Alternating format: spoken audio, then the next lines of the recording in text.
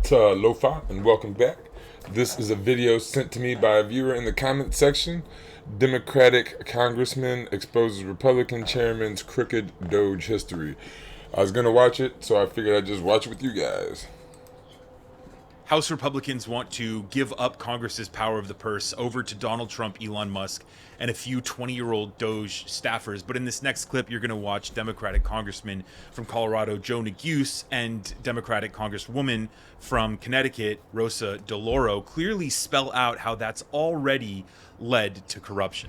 You mentioned in your colloquy with my colleague on the Republican side of what's changed since December. I think he posed that question to you. What makes this CR different than the last? We've gone through a couple of ways in which it is materially different. But of course, what also has changed, as you well know, are the serious concerns that members on my side of the aisle, and I believe, if I'm not mistaken, some members on your side of the aisle, regarding the dismantling of federal agencies that the Trump administration has been engaged in and the purge of the federal workforce. And I take it... A lot of jobs lost. You are concerned about some of that? Is that fair to say? No, I'm not concerned. Not in this bill. When I have concerns, I express my concerns. Are you concerned about DOGE's activities more broadly? I'm sorry? Are you concerned about DOGE's activities more broadly? No, I'm really not. You're not concerned? If I can answer the question. Sure. No. I mean, because I think most of these things will be reviewed by cabinet agencies and will be looked at. And I think a lot of this needed to be, honestly, a light shown. And I think Mr. Norman actually listed a number of things. Here's why I ask, just simply. Okay. You were singing a very different tune a few days ago when DOGE announced that they apparently were shutting down multiple federal installations in your district. Correct. Shutting down the Office of Social Security, shutting down the National Weather Service, shutting down the Indian Tribal Health Service. Not in my district, but immediately outside. In the state of Oklahoma, correct. Correct. And you were apparently very concerned about DOGE's activities in that regard. So concerned that you, according to what you tweeted out earlier this week, that you engaged the administration I did. with your concerns. That sounds very different than what you said a moment ago, that you have no concerns, that you're just, this is just a spotlight, and that DOGE is doing important work. But of course, that doesn't apply when they're trying to shut down the Social Security office in your district, right? Correct. If I think they're right, look, when I was chairman of Labor H, we shut down a Job Corps center in my district. Sure. I'm the chairman. So which Social I could Security pretty offices? easily stop that. Which Social Security offices Can I did they finish shut my down? answer? Sure. In that case, Sure. I thought it was the right thing to do. Got it. I didn't like it. I'm a Job Corps supporter. I appreciate that. But that had underperformed for a lot of years.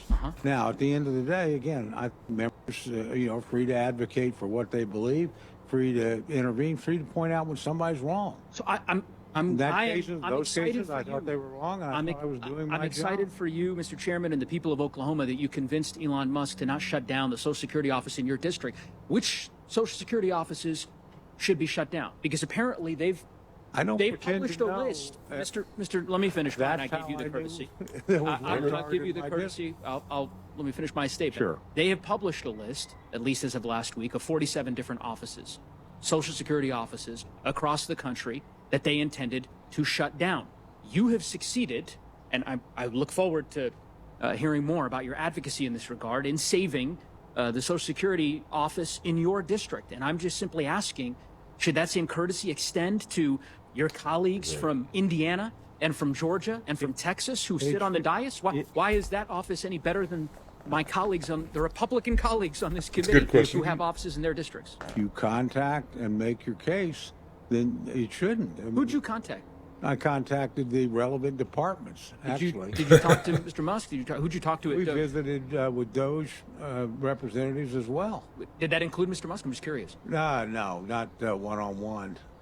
What does that mean, not one-on-one? No, I did not talk Okay. to All him. right, I'm just I talked curious. to the staff over there. I mean, maybe we can publish a guide for every member of Congress about what 24-year-old DOGE staffer members should call to save the Social Security office in their district the way that Chairman Cole did. That might be something that would be of benefit, I think, to millions of Americans and their elected representatives that here in idea. Washington.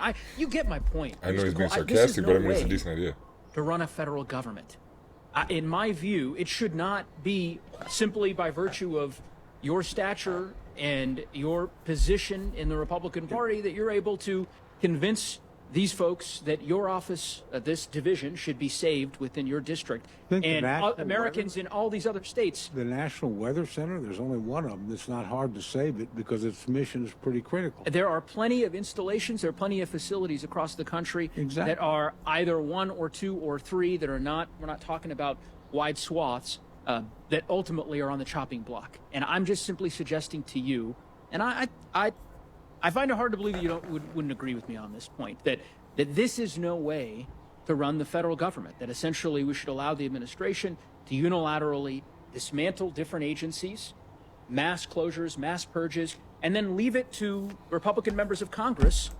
But waste, fraud, and abuse. There's agencies, you have a government to collectively bargain our power, our money, our ideas, our wants, our needs, right? We all have certain wants and needs. So instead of firing everybody, you should hire more competent people, have an oversight committee or something for things to make sure people are doing their job. But just to cut all these jobs and have people out of work, I don't think that helps the economy. That doesn't help anybody really. But I guess Trump says, the poor people, the regular people are willing to feel a little bit of pain for however much time, because Trump and Elon aren't feeling any pain ever. Trump will just file for bankruptcy and let his contractors feel the pain rather than himself. So, yeah, and then the hypocrisy, the Democrats do it too. Both sides are about themselves and about business, right? They do what's best for them or their people and not what's best for everybody. And that's the difference between the Green Party and the Democrats or the Republicans. But another difference is that we need you to be in the party. They don't. They got money, right? They're gonna be able to pay enough people to run and get in and do the things that they want. We have to ask regular people who have to sacrifice a bit, right? Because it costs money to do this stuff and it takes time, and you got to take time away from your second job possibly or whatever, your family and things like that. So without getting paid like the Democrats and Republicans will pay you, it's a little more of an ask, right? But if we want the society that we want to see, somebody, or many of us, need to start making that sacrifice. To ultimately call in and ask for a favor, ask for a waiver, and hopefully pull it off with their constituents. I made my case. Well, in any event. Right, well, you won't... See, he made his case, right? You don't necessarily need to make your case if we're already trying to take care of everybody. And in fact, what you do is you go into the town and ask the people. You have more town halls. You just ask the people, see what they want, see what they need. Every town's going to be a little different, and make a plan and do what the people want and need. More what they need and then what they want. Ben, if that is the new way in which the federal government will operate, Nothing new I fear about for it. the precedent. You haven't been here during during a BRAC process or something like that. That happens all the time. Things get closed. I digress. People agree or disagree. I'm gonna. I know the ranking member sounded like she wanted to expound upon that. I don't know if she would care to respond, but When we talk about that we didn't do anything with police in the District of Columbia, we did. That is clear. That there are $1.1 billion. I can't hear you very well. EMT services, etc. I was just fascinated all of a sudden that Oh, okay, they can't either. one satellite weather service. I believe if you take a look at Project 2025, it calls for the elimination of NOAA. And the fact is they're moving to the elimination of NOAA, which would gives us the information that comes from the weather satellites so that we know what to do. I just want to make this, this point. It's true. People, and what I said earlier, and Mr. Noguchi, we're not here. And I'll deal with the Army Corps projects cut by $1.4 billion. And now with this 1 year CR, we put those projects where they go, how much funding they get, into the hands of Musk and Trump, President Trump, I don't want to be disrespectful, and Russ Vought. What funding is there? So if you happen to be high on the pecking order, you can call and say, whoa, my project needs to get done. My project needs to get done. But that's how it is with everybody. That's what capitalism is. If you're high in the pecking order, it's like who you know, not what you know. If you know the right people, you can get in. This one needs to get done depending on where you are in the pecking order of this body or this institution, okay?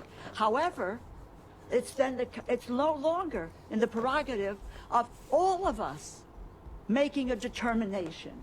Democrats and Republicans, House and Senate, making the determination of that level of funding and which projects get funded. It's in our hands. And that's what we're talking about, is giving all of that up. Giving that up. Why? I don't get it. One more final comment. Look, I say to my Republican colleagues, if you want to send legislative proposals to the Congress for deliberation, go ahead. Then members can vote whether they want to shutter offices or they want to cut funding. It is really unlawful to do this unilaterally. And that is what is happening here. That is what Musk and President Trump are doing. It is unilateral. We should be so strong to stand up and say no.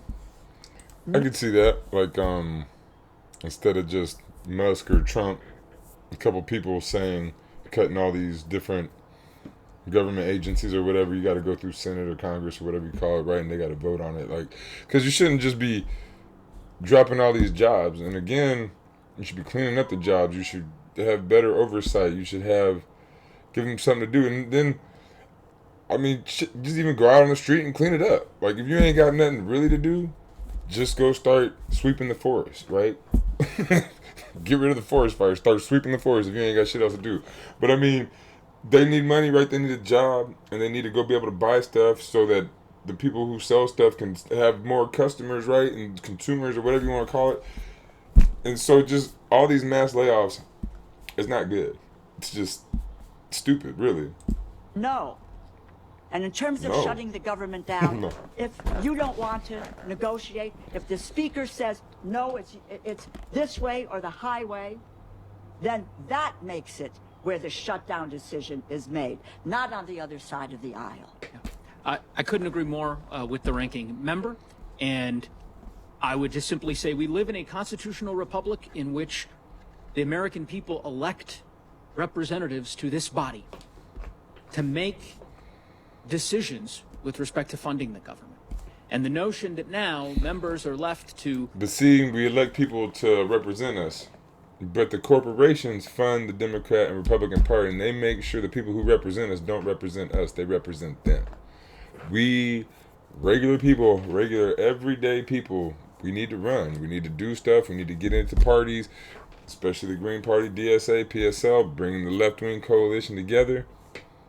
And we have a chance. If we don't run ourselves sometimes, like, I don't want to be a career politician. I'm 45. I never ran before for politics, right? So I'm about to be on the neighborhood board and run for Senate in a couple of years. I didn't want to do that necessarily, but it needs to be done, right? Just regular people that understand regular people's problems need to get into office for a couple terms and then hand it over. Like, if we don't want to be career politicians, great. We shouldn't have career politicians. So we should all get into office, run a couple terms, 2, 3, maybe 4, depending on the length of the term type of deal, and get in, and then, teach somebody, a younger person, and then when we're ready to get out, try to get them in or whatever, try to pass the knowledge down or however you call it. But yeah, I don't know this guy per se, but most of the politicians in the Democrat and Republican Party, they don't represent us. They represent business. We all know that. Petition unnamed new special government employees in a new Department of Governmental Efficiency to decide whether or not a Social Security office is going to stay open in their district, to decide whether or not the National Weather Service, which has a facility in my district. I mean, as a country, we pay people to play football, basketball, do CrossFit. We pay people to do all kinds of weird stuff, paint, dance, juggle, and I mean, that's fine, right? Like, if it's entertaining, cool, who cares? But like, we pay people because people need to get paid. Like, everybody should have a living wage, and then you would really have an economy where you could see what people actually wanted, and everybody can make a choice of what their favorite toothpaste is, what kind of car they want to buy, what kind of pencils they like, what kind of, you name it, what restaurant they want to go to. But when people don't have the option to go, and only a certain few get to pick what their favorite restaurants are, and then those restaurants and those pencils and those beds and those cars are going to be the ones that make it. And the people who can't buy stuff, they just get the leftovers from the people who are rich or have a lot of money, right? But if everybody, it doesn't make sense. And they say, oh, if everybody had a living wage, inflation. That just says capitalism doesn't work. If everybody can't live decent, because, well, one, it'd be real easy. We got computers right now. You gotta do is push a button. We could all have a extra $1,000 a day. That'd be probably too much. But like $5,000 a month. We all get $5,000 a month, and then if you work more, you make more, whatever. But then they say, oh, well, they would just charge you $5,000 for rent a month. It's BS, and that means the system doesn't work, right? We need a system that works for everyone. Everyone doesn't have to be rich, and everyone doesn't have to be on private jets, but everyone could easily be housed, fed, health cared, schooled, and I'm sure a few other things. Whether NOAA, which has a large facility in my district, will be on the chopping block. That is not, in my view, consistent with, of course, past precedent, but fundamentally the spirit of the Constitution and the separation of powers. And I think it's unfortunate and deeply disheartening that so many of my colleagues on the other side of the aisle, I think, have taken what is very clearly a short-sighted view, and this assumption that their majorities and the political wins being what they... Well, actually, they're saying they're taking more of a long-term view. The short sight is hard, right? That's what they're saying. I'm not agreeing. I'm not saying I agree or whatever. I don't know. But they're saying in the long term, it's going to be better for America and everybody. So I would say that I think he should describe it a little differently. He should say that their long-term view is wrong or something. But I wouldn't say that they're being short-sighted because they say that they're not being short-sighted. They like say out loud that it's not a short-term thing. It is a long-term thing. They are, that will last forever. And there won't come a day in which there is a Democratic president. This Italian method stopped my snoring instantly. And a Democratic House or Democratic Senate. And you will be living under the precedent that you have tragically created. There's still time, in my view, to pull back. The time for doing that would be now. But in the meantime, I know there are a few offices. I was just reading this a moment ago, and it looks like in Elizabeth City, Franklin. Well, if it's up to me, you'll never be living in another Democratic House or Senate. It'll be green. Greenville and Roanoke Rapids, North Carolina. 4 Social Security offices closing. So, maybe Chairman Cole, you can give us the 20-year-old DOGE staffer that you talked to, give us their contact information, so perhaps the chairwoman can call them and petition President Trump to save those 4 offices among the other 47 Social Security offices that are being dismantled across the country. I yield back. Oklahoma Republican, who's actually the chair of that committee, Tom Cole, there, playing as dumb as one can get. Oh, is that corrupt? I just had to go to a 20-year-old staffer and make my case. And they said, oh, okay, Mr. Cole, sure thing. And that's what everybody can do. So, yeah, no, I have no problems with how this is run.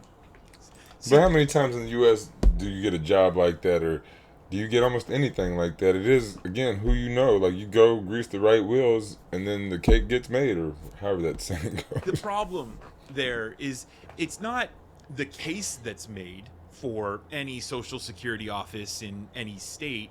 It's who makes the case. I didn't even watch this. A Republican like Tom Cole, who sits up on the pecking order like Delora was talking about there, they're probably going to have their offices open. But if you're a Democrat, or you're Adam Schiff, someone who Donald Trump and Elon Musk hate with a special kind of passion, you better believe that not only are they going to close the Social Security office, but they're going to pull federal funding from everything they can. I think you said they were going to pull funding from Democratic states or fund Democratic states less. Joe Neguse also talked about the day that a Democratic president will return and a Democratic Senate majority and House majority. And it might be a while before a Democratic president returns. They're pretty weak right now. And I could see the Republicans running J.D. Vance twice and winning. And I could see somebody else stepping up another 2 times before the Democrats pull their heads out. Will also return, and that Republicans, when that day comes, won't want them to wield the power that they want to give to Donald Trump, Elon Musk, and these DOGE staffers. Now, I think that is a totally fair point. I just want to remind Democrats like Joe Neguse that these Republicans are willing to break all the laws, ignore the courts, and they're on track to basically end democracy in our country. So this idea that they're now playing by the rules and that they're going to abide by elections, I think people like Joe Neguse need to be on their toes and ready to respond to a situation in which Donald Trump, Elon Musk, and DOGE and the Republican Party try to end elections in this country. I think that's something that we really need to have kind of a plan on the back burner ready to go so that we're not caught on our heat. Situation in which Donald Trump, Elon Musk, and DOGE and the Republican Party try to end elections in this country. I think that. Yeah, I don't think that's gonna happen. But I think the what do you call the Republicans? If the Democratic Party keeps doing what it's doing, I think the Republicans have the next election on lock. I think J.D. Vance will run. I think he'll win. They might have some Republicans that I don't know about right now that might run against him. Like Vivek, I think Vivek is a great politician, but he's just too dark, right? Like I don't think that an Indian dude is gonna make it in the Republican Party. I'm not saying that he's too dark for my liking, like be as black as you want to be, but I just don't think that his look will get him over in the Republican Party quite yet. I think that'll take some time before someone looking like him will be able to win that. But aside from him, with J.D. Vance, yeah, I mean, Tulsi maybe, but I think Tulsi might be, I think she might have to wait till after Vance. But I mean, they like to challenge each other in the Republican Party, so she might challenge him. Other than that, I guess I'd have to just kind of wait and see. I'm not exactly sure who else is top notch in the Republican Party right now. Maybe Elon Musk. Oh, I guess he was born in South America, huh? But say he could just go ahead and run for president. But you might have one of the Trump kids, like it's not Ivanka. What's his daughter's name? Is it Ivanka? Whatever his daughter's name is, she might run. I think she'd make a good president. I don't think she'd make a good president. I think she'd make a good candidate for the Republican Party. Thing that we really need to have kind of a plan on the back burner ready to go so that we're not caught on our heels like we were in this last presidential election and on days like January 6th. But well, you shouldn't have been caught on your heels during this election or 2016 or 2020. If it wasn't for COVID, Donald Trump would have had all 3 of these elections. But like that, you don't pay attention to the right like you should. You even do videos like this, people, and they don't understand. Like, I knew Kamala was gonna lose.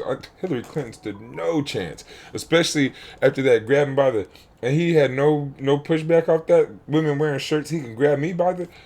Oh yeah, they in lockstep with that dude, right? Like, I mean, if you can't see it, that's on you. But like, you got to do something more. The Democrats ain't doing nothing. You gotta. What do you got to be prepared for if they're gonna cut the election? What are we gonna do? You're gonna pull up arms? Are we gonna fight? Is it gonna be a war? Like, what is this thing? Like, be more specific. let me know what your thoughts are. All right, I am. So let me know what your thoughts are. But so as the Green Party, like I said, we are gonna just do what needs to be done. Give me a few months. I'm gonna get everything organized and going and stuff. But we're gonna start building community gardens. Start building gardens around schools. Start doing after-school programs. Start doing what do you call it? Pre-kindergarten programs. Just helping regular families do what they need. Like we already do. Like we help with food and stuff like that. But do more. But like when you build the food gardens, the food forest, the food will be growing and the food will be there and it'll be fresh and it'll be, I guess, organic. I don't know. but it'll be grown in nature, right? Grown around. So, but doing things that just need to be done, like helping elderly people get to appointments, or just even hanging out with elderly people, hanging out with anybody, making like little groups that you can just talk to people, and having town halls. That's the main thing that I'm gonna start us doing, is that we need to have a town hall. I'd say at least every month in every town that wants to have one. We need to talk to the people and see what they want, and then at least do some of it. Try to do most of it, if not all of it, but obviously you can't do everything, right? So get as much done as you can in every town hall. You report back, this is what we could get done from what we've been trying to do, what do we need to do next, or we're in this much of the steps, right? We're at step 1, next town hall we're at step 2, next town hall we're at step 3, and as long as you keep taking steps, then great. But Democrats aren't doing that. The Republicans aren't doing that. Like, when they do stuff, they do it like just slash and burn, government, government, government. We trying to do it from the people up, but the government really won't let us do it from the people up. So we got to get in the government, make a people-powered party for the people to take over the government, basically. It's our government. It's supposed to work for us. Don't ask what you can do for your government. Don't ask, like he said, don't ask what your government can do for you, but what you can do for your government. So backwards. The government is supposed to work for you. The government is... what else is it but then the thing that's supposed to take care of you, provide for you, work for you? That's what a government is. But we twisted it to where it's a fighting machine. It's not what it should be. It should be about the people, not about just destroying things. But as I ramble and go on too long, you know I do that at Across the Spectrum.